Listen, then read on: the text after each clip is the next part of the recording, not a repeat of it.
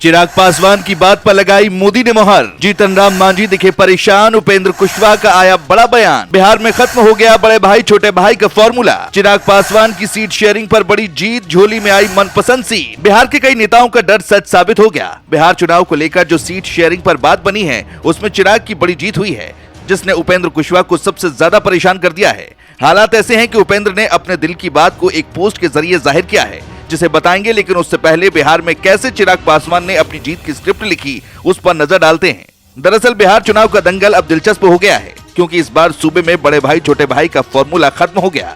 यानी BJP JDU दोनों पार्टियां सीटों को लेकर भागीदार हैं। खबर है कि बीजेपी और जेडीयू दोनों 101 सीटों पर चुनाव लड़ेंगी। ये वही फॉर्मूला है जिस पर कई दिनों से चर्चा गर्म थी, लेकिन चौंकाने वाली खबर ये रही कि आखिरकार प्रधानमंत्री नरेंद्र मोदी ने खुद चिराग पासवान की बात पर मुहर लगा दी। बताया जा रहा है कि नीतीश कुमार की जेडीयू चाह रही थी कि उन्हें बीजेपी से एक सीट ज्यादा दी जाए, लेकिन बीजेपी ने इस बार साफ कर दिया है कि अब ना कोई बड़ा भाई है ना कोई छोटा, सब बराबर के हिस्सेदार है। और इसी के साथ बिहार की राजनीति में एक नया संदेश चला गया कि नीतीश कुमार की हैसियत अब बराबर की साझेदार की हो गई है।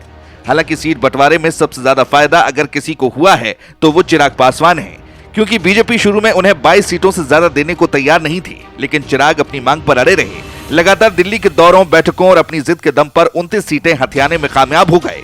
इतना ही नहीं, चिराग ने अपनी 3 मनपसंद सीटें हिसुआ, गोविंदगंज और ब्रह्मपुर भी अपने खाते में डाल ली, जिन पर पहले से बीजेपी का मजबूत बेस था।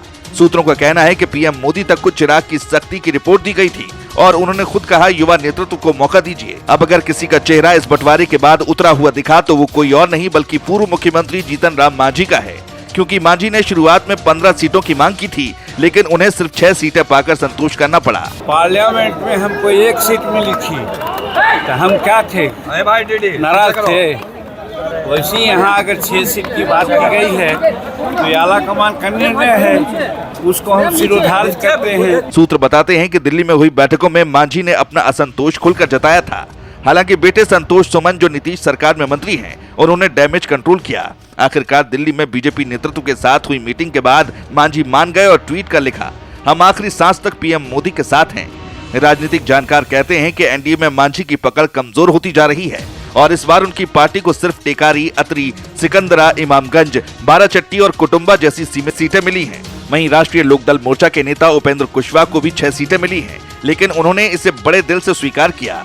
उन्हें दिनारा, बाजपट्टी, उजियारपुर, महुआ, सासाराम और मधुबनी की सीटें दी गई हैं। कुशवाहा ने बयान दिया कि हमारा फोकस बिहार में एनडीए को मजबूत करना है, न कि कुर्सी की लड़ाई पर। लेकिन पार्टी के अंदर खाने में नाराजगी है कि उनकी सीटों की क्वांटिटी भले कम है, पर क्वालिटी बीजेपी के दबाव में तय की गई है। सबसे बड़ा झटका जेडीयू को भी सीट बंटवारे पर लगा है। 2020 में जहां नीतीश कुमार की पार्टी 115 सीटों पर चुनाव लड़ी थी, वहीं इस बार वो 101 सीटों पर सिमट गई। ये सीधे तौर पर नीतीश की घटती सियासी ताकत का संकेत माना जा रहा है। नीतीश भले कह रहे हों कि बीजेपी और जेडीयू जुड़वा भाई हैं, लेकिन असलियत यह है कि दिल्ली में बैठकर पूरा फॉर्मूला बीजेपी ने तय किया। इस बारे में जेडीयू की ओर से प्रतिक्रिया भी आई है। आप भी सुनिए केसी त्यागी ने क्या कहा है। हम किसी माता जी को गाली दे करके, किसी मुख्यमंत्री को गाली दे करके, किसी नेता का चरित्र नन करके वोट नहीं मांगते। हम जुड़वा भाई हैं। We were separated at birth. गठबंधन के नेता सिर्फ और सिर्फ नीतीश कुमार जी हैं। उनके नेतृत्व में चुनाव लड़ा जाएगा और वही अगले मुख्यमंत्री होंगे। राजनीतिक जानकारों का कहना है कि एनडीए के इस सीट बंटवारे के फॉर्मूले ने न सिर्फ अंदरूनी सुलह का संदेश दिया, बल्कि विपक्षी खेमे में भी घबराहट फैला दी है। राजद और कांग्रेस अब तक अपनी सीट बंटवारे का फॉर्मूला तय नहीं कर पाए हैं। एनडीए ने दिखा दिया है कि चाहे मतभेद हो या फिर मनमुटाव हो, लेकिन जब बात पीएम मोदी के नेतृत्व की आएगी तो सब साथ खड़े हो जाते हैं।